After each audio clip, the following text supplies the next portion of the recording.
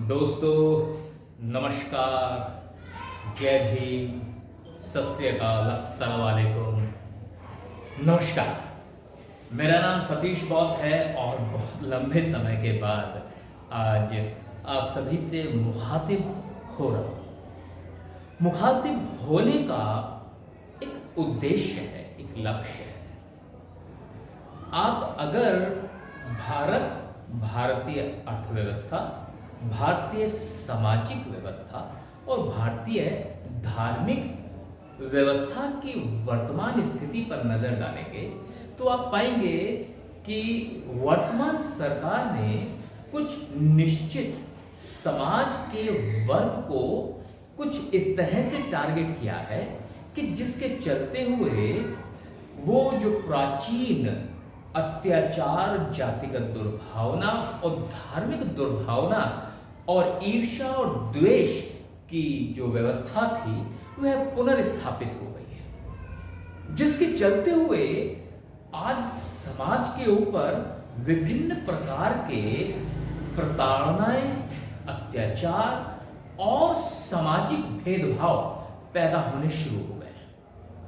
अगर आप थोड़ा गहराई से देखें तो आप पाएंगे कि 2014 के बाद से अब तक डॉलर रुपए को चारों खाने चित्त करता जा रहा है। रुपए की औकात इतनी नहीं रह गई कि वो डॉलर के मुकाबले सीना ठोक के खड़ा हो। अगर आप और गहराई से देखें तो आपको पता चलेगा कि भारत का अंतरराष्ट्रीय व्यापार जो था वो धीरे धीरे सिकुड़ता जा रहा है। अंतरराष्ट्रीय स्तर के जो निवेशक थे, जिन्होंने भारत और भारत की अन्य कंपनियों में निवेश करके रखा हुआ था, वो धीरे धीरे बाहर जा रहे हैं। आप और गहराई से समझेंगे तो पता चलेगा कि भारत की एक गंदी सड़ी गली राजनीति के चलते हुए वर्तमान भारत के जो उद्योगपति थे, उन्हीं की वजह से बैंकों का एनपीए बढ़ता जा रहा है, नॉन परफॉर्मिंग एसेट्स। मतलब यह हुआ कि बैंकों ने जो ऋण बड़े ही कम ब्याज दर पर इन उद्योगपतियों को दिया हुआ था, तो अब वो उद्योगपति उस ऋण को नहीं चुका रहे और पैसा लेकर के भारत से बाहर जा चुके हैं। परिणाम यह हो रहा है कि भारत की व्यवस्था इतनी मजबूत नहीं रह गई है कि उन दोषियों को पकड़ करके सजा दे सके। तो ये बड़ा सोचने वाला विषय है कि वर्तमान भारत आर्थिक रूप से बिखरता और टूटता जा रहा है। बैंकों का जो एनपीए है, वो जो नुकसान बैंकों को हो रहा है, तो वो नुकसान की भरपाई एक्चुअली हो कहां से रही है? तो भरपाई आपकी और मेरी जेब से हो रही है। जानते हो, अगर आप और थोड़ा गहराई से बैंकिंग सिस्टम को समझे तो आपको पता चलेगा कि आपका एटीएम ट्रांजैक्शन का जो नंबर ऑफ ट्रांजैक्शंस थे, सेम बैंक के साथ वो घटा दिए गए हैं। अगर अन्य बैंक के साथ करते हैं, ट्रांजैक्शन करते हैं, तो उस पर आपको चार्ज देना पड़ता है। इसके अलावा चेक बाउंस हो जाने का चार्ज बढ़ा दिया गया है। इसके अलावा चेक बुक इशू करने के चार्जेस बढ़ा दिए गए हैं और बैंक के अनेकों जो चार्जेस हैं वो बढ़ाए जा रहे हैं। इन बैंकों के चार्ज बढ़ाने से ही बैंकों ने अपना एनपीए पूरा किया है। तो भारत की अर्थव्यवस्था डामाडोल है। लेकिन मेरा दुख यहां पर है कि भारत की आर्थिक रीढ़ की हड्डी को तोड़ा जा रहा है, लेकिन वर्तमान राजनीतिक दल और उनके रहनुमा वो चुप बैठे हुए हैं। आप देखिए ना, आर्थिक रूप से भारत को कितना मजबूर किया जा रहा है कि जब 2014 से पहले कच्चे तेल का दाम अंतरराष्ट्रीय बाजार में बामुश्किल $60 प्रति बैरल होता था या $70 प्रति बैरल होता था, तो उस समय भारत में पेट्रोल की कीमत बामुश्किल 69 रुपीस पर लीटर, 68 रुपीस पर लीटर और अभी तो 70 रुपए पर लीटर हमें मिल जाता था। लेकिन वर्तमान समय में आज जहां अंतरराष्ट्रीय बाजार में डॉलर की जो कीमत है वो बढ़ती जा रही है, उसके बावजूद भी कच्चे तेल की कीमत बामुश्किल $70 प्रति बैरल है, $72 प्रति बैरल है, हद हुई तो $80 प्रति बैरल है। और कच्चे तेल की कीमत इतनी कम होने के बावजूद भी हमारे यहां पेट्रोल ₹100 लगभग प्रति लीटर की दर से बेचा जा रहा है। और 2014 से पहले एक परिस्थिति ऐसी थी जब कच्चे तेल की कीमत $120 प्रति बैरल, $125 प्रति बैरल हो गई थी, लेकिन उसके बावजूद भी भारत में पेट्रोल ₹70 प्रति लीटर बिक रहा था। लेकिन आज $80 प्रति बैरल या $70 प्रति बैरल की कीमत है, तो आज पेट्रोल ₹100 या उससे ज्यादा बिक रहा है। तो इसका मतलब कहीं ना कहीं झोल है, कहीं ना कहीं गड़बड़ है। अब जो गड़बड़ है उस गड़बड़ को दिखाने की जिम्मेदारी भारतीय मीडिया की होनी चाहिए, लेकिन भारतीय मीडिया तो बिक चुका है। भारतीय मीडिया तो एक भांड के रूप में काम कर रहा है। चलो मीडिया काम नहीं कर रहा तो विपक्ष को करना चाहिए था। विपक्ष तो चारों खाने चित्त है, विपक्ष के हलक से आवाज नहीं निकलती है। विपक्ष में बैठे हुए लोगों की गर्दन पर मनुवादी सरकार ने अपने जूता रख रखा है, उनको ईडी का और सुप्रीम कोर्ट का डर दिखा रखा है, सीआईडी का डर दिखा रखा है, जिसकी वजह से उनकी आवाजें बंद है। तो ऐसे में क्या किया जाए? भारत तो आर्थिक रूप से डूब रहा है, तो भारत हमारा है, मेरा है, आपका है, तो भारत को बचाने की जिम्मेदारी हम सबकी है। और अगर भारत को बचाना है तो उसके लिए हमें इन बारीकियों को समझना पड़ेगा और समझ करके वर्तमान सरकार से जवाब लेना पड़ेगा, वर्तमान सरकार से सवाल करना पड़ेगा। क्योंकि अगर वर्तमान सरकार से सवाल नहीं करेंगे तो किससे सवाल करेंगे? तो आर्थिक रूप से भारत को तोड़ा गया। अब एक कदम और आगे बढ़े तो आपको पता चलेगा हिंदू और मुसलमान की टैग लाइन अब पूरे मीडिया, पूरे भारत में इन्होंने एक नैरेटिव सेट कर दिया है कि हिंदुओं को मुसलमानों से खतरा है, जबकि ये दोनों कौमें सैकड़ों सालों से एक साथ रह रही हैं। जब भी झगड़े हुए होंगे तो केवल और केवल ये दो नेशन की थ्योरी वाले जो लोग रहे, वो हिंदू महासभा या आरएसएस, बजरंग दल, दुर्गा वाहिनी, श्री राम सेना के कट्टरवादी जो लोग रहे, उनके चलते हुए ही चीजें खराब होती रही और ये दोनों कौमें आपस में लड़ती रही। लेकिन मैं आपको सत्य बता के चलता हूं कि दोनों कौमों में जो झगड़ा हो रहा है, जो धार्मिक अंधविश्वास है, जो धार्मिक उन्माद फैलाया जा रहा है, ये जनता नहीं चाहती है, या आपस में ये लड़ना नहीं चाहते हैं। ये मनुवादी सरकार के लोग हैं जो इन्हें आपस में लड़ा रहे हैं, जो आपस में भड़काते हैं और इन दोनों कौमों को लड़ाते हैं। तो हिंदू मुसलमान का नैरेटिव इन लोगों ने सेट कर दिया, पूरे देश में वो छाया हुआ है। दूसरी तरफ अगर गहराई से देखें तो भारत में एक बहुत बड़ा तबका ऐसा है जिसे शेड्यूल कास्ट और शेड्यूल ट्राइब कहा जाता है। तो शेड्यूल कास्ट और शेड्यूल ट्राइब के जो लोग हैं, इनके आरक्षण को धीरे धीरे करके इन्होंने निस्तो नाबूद कर दिया है। कैसे निस्तो नाबूद कर दिया है? सबसे पहले तो इन्होंने निजीकरण करना शुरू कर दिया। निजीकरण की एक ऐसा तरीका है जिससे आरक्षण तो रहेगा लेकिन आरक्षण को निष्प्रभावी कर दिया जाएगा, और वो कर दिया गया है। धीरे धीरे सरकारी कंपनियों को प्राइवेट हाथों में सौंपा जा रहा है, यहां तक कि अब तो रेलवे की भी बारी आ रही है, रेलवे भी प्राइवेट किया जा रहा है। आप सोच के देखिएगा कि वो लोग जो बड़ी मेहनत करके, परिश्रम करके, रात दिन पढ़ाई करके किसी तरह से वो सरकारी नौकरियों में जाते हैं और फिर रातों रात वो लाला के नौकर बन जाते हैं। जैसे दिल्ली में पावर डिस्ट्रीब्यूशन बीएसईएस को दे दी गई या टाटा पावर को दे दी गई, आगरा में बिजली डिस्ट्रीब्यूशन का काम टोरेंट पावर को दे दिया गया, अब वो सब लाला के नौकर हो गया। मैं ये कहना चाह रहा हूं, अगर कोई सरकारी कंपनी घाटे में चल रही है तो लाला के यहां भी तो घाटे में ही रहेगी वो, लेकिन लाला उसे प्रॉफिटेबल बना देता है। लेकिन ये वर्तमान सरकार के घटिया नुमाइंदे उसको प्रॉफिटेबल नहीं बना पा रहे हैं। ये एक मूर्खता से भरा हुआ परिचय है वर्तमान सरकार का कि वो संभाल नहीं पा रही है चीजों को। केवल बात यही खत्म नहीं हुई, अब इन्होंने एक नया ट्रेंड और शुरू किया है कि सचिवालय में ज्वाइंट सेक्रेटरी या सेक्रेटरी पद के जो बड़े बड़े पद में भर्ती हो रही है, वहां लेटरल एंट्री इन्होंने शुरू कर दी है। अन्यथा वहां पर जो भर्ती हुआ करती थी वो यूपीएससी के एग्जाम को पास करके हुआ करती थी, तो जिसमें आपके और हमारे समाज के लोग यानी कि बहुजन समाज के लोग और अल्पसंख्यक समाज के लोगों को भी मौका मिलता था कि वो भी वहां पहुंचे और नीति निर्धारण में अपनी भूमिका अदा करें। लेकिन अब एक कहावत है कि अंधा बांटे रेवड़ी और अपने अपने को दे।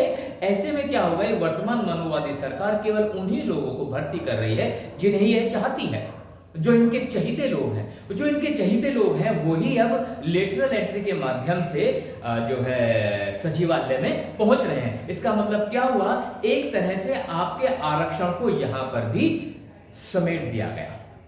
इवन यहीं पर ही नहीं रुके ये लोग, सुप्रीम कोर्ट के माध्यम से इन्होंने एक बात कहलवाई कि जो है ये एससी एसटी का जो रिजर्वेशन है ये कब तक दिया जाएगा भाई, इसकी समय सीमा निर्धारित की जाए।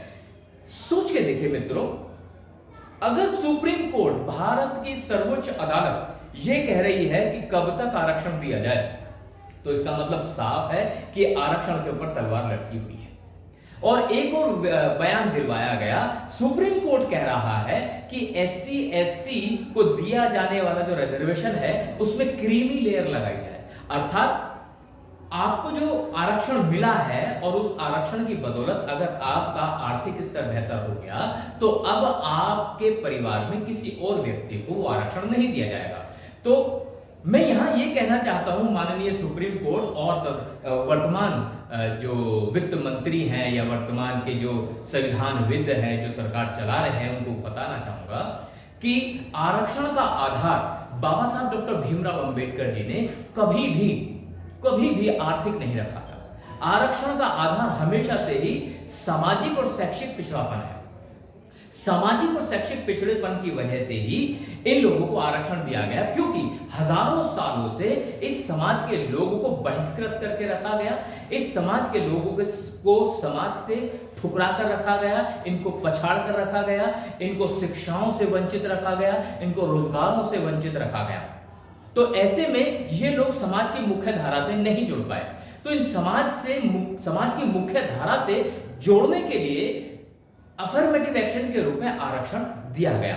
तो मैं ये कहना चाहता हूं कि जब आर्थिक आधार आरक्षण का है ही नहीं तो आप क्रिमिनल लगा कैसे सकते हैं आर्थिक आधार पर। और इवन चलो जो आरक्षण दिया गया वो इस बात पे दिया गया कि समाज में बराबरी आए, लेकिन ईमानदारी से बताइएगा क्या वास्तव में आरक्षण के आने से समाज में बराबरी आ गई है? क्या बनिया बामन ठाकुर आपके साथ रोटी बेटी करेगा? किसी सूरत में नहीं करेगा।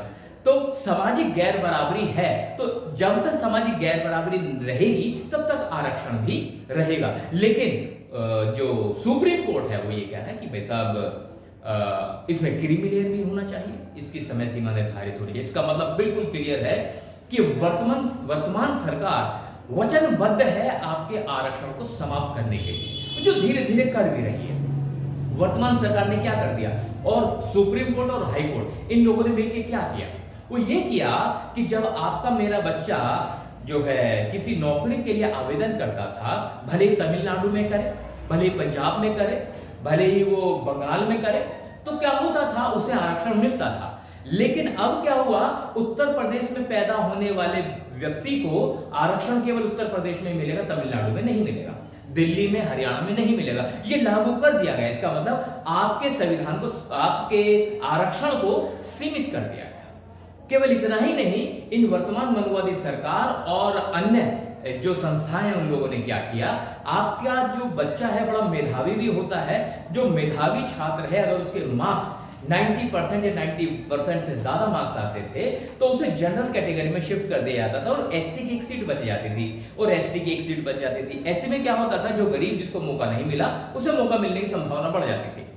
लेकिन अब इन्होंने क्या कर दिया, आपके बच्चे के भले ही 100 में से 50,000% नंबर क्यों ना आ जाए, वो केवल 15% और 7.5% में रहेगा, उसको आगे शिफ्ट नहीं किया जाएगा। तो आप देखिएगा किस तरह से इन्होंने आपके आरक्षण को निस्ते नाबूद कर दिया। और पदोन्नति में आरक्षण तो जो है वो तो खटाई में चला ही गया, उस खटाई में पहुंचाने वाले तो आप ही के लोग थे। खैर, आरक्षण समाप्त हुआ। आप ये देखिए, भारत की आर्थिक व्यवस्था को खराब किया गया और महंगाई को बढ़ा दिया गया, बेरोजगारी को बढ़ा दिया गया, आपका आरक्षण समाप्त कर दिया गया। आप गहराई से सोचिएगा कि आपको चारों तरफ से बांधा जा रहा है। तो जो वक्त गुलामी के आपने देखे हैं वो वक्त लौट के आने वाले, क्योंकि बार बार बताया जा रहा है कि आपके संविधान को भी बदला जाएगा। नया संसद जैसे आएगा तो वैसे ही नया संविधान भी लागू होगा, और नया संविधान जो है वो मनुस्मृति पर आधारित होगा। ऐसी अफवाहें हैं या ऐसी जो है जानकारियां उपलब्ध हो रही हैं। तो ऐसे में सोच के देखिए कि कितना भयावह जो है माहौल होने वाला है। तो ऐसे में मित्रों, ये सारी चीजों को मद्देनजर रखते हुए, केवल अभी तो सारी डिटेल नहीं बता रहा हूं, बहुत सारी बातें हैं जो भी रह गई हैं जो मैं बताना चाहता हूं, लेकिन फिर भी आपको एक जानकारी जरूर दे दूं। अगर हमने 2024 से पहले सारे समाज को एकजुट करके वर्तमान सरकार के खिलाफ हल्ला बोल नहीं किया तो वो दिन दूर नहीं कि जो गुलामी के पुराने दिन है वो वापस लौट करके आ जाएंगे। वो दिन दूर नहीं कि जो अत्याचार बदस्तूर आपके ऊपर चलते रहा करते थे वही अत्याचार बदस्तूर फिर से जारी कर दिए जाएंगे। वो दिन दूर नहीं जब आपके संविधान को निस्ते नाबूद कर दिया जाएगा और मनुस्मृति का पाठ आपको फिर से पढ़ाया जाएगा। तो वो जो सामाजिक वर्ण व्यवस्था हुआ करती थी उसको पुनर्स्थापित कर रहे हैं, समाजवाद को खत्म करके पूंजीवाद को पुनर्स्थापित कर रहे हैं। तो ये देश गर्त में जाता चला जाएगा, अंधेरे में जाता चला जाएगा। ऐसे में हम सबको एकजुट होने की आवश्यकता है। तो मैं सतीश बौद्ध व्यक्तिगत रूप से आप सभी से निवेदन करता हूं, आह्वान करता हूं कि कम से कम एक बार फिर से एकजुट हो जाएं और लोकतंत्र बचाओ जन आंदोलन के माध्यम से इस वर्तमान सरकार से सवाल करें, क्वेश्चन करें कि आप इस तरह की हरकतें क्यों कर रहे हैं, और इस सरकार को ना सिर्फ सवाल करें बल्कि 2024 में इस सरकार को जवाब दें और इस सरकार को गिरा करके एक मजबूत सरकार बनाएं और एक बेहतरीन नेतृत्व इस देश और इस समाज को आप प्रदान करें। इस आंदोलन का हिस्सा बन करके हम अपनी आवाज को बहुत जोर से उठा सकते हैं, पुरजोर तरीके से उठा सकते हैं। मैं आप सभी से निवेदन करता हूं कि आप लोकतंत्र बचाओ जन आंदोलन के माध्यम से 8 जनवरी 2023 को एक बहुत बड़े जन सैलाब के रूप में दिल्ली के जंतर मंतर पर इकट्ठे हों, ताकि हम वर्तमान सरकार की जड़ें हिलाने के लिए वहां पर वचनबद्ध हो जाएं। 5 लाख से अधिक संख्या में वहां लोग उपस्थित होने वाले हैं। रात दिन मैं कैडर कर रहा हूं, मेरी टीम काम कर रही है, मेरे लोग काम कर रहे हैं, जिनके साथ कंधे से कंधा मिलाकर के रात दिन हम लोग मेहनत कर रहे हैं, सभी को एक साथ जोड़ने का काम कर रहे हैं। तो मैं आप सभी से निवेदन कर रहा हूं कि लोकतंत्र बचाओ जन आंदोलन के माध्यम से वर्तमान सरकार को करारा जवाब देने के लिए वचनबद्ध हो जाए, एकजुट हो जाए, कम से कम एक बार हो जाए। तो मैं ये उम्मीद कर रहा हूं कि आप इस वीडियो को केवल अपने तक नहीं रखेंगे, इसे पूरे देश में फैलाएंगे, सभी जगह हमारे समाज के सभी लोगों को जागरूक करेंगे, ताकि हम सब एकजुट होकर के 8 जनवरी को दिल्ली में हल्ला बोल कर सके।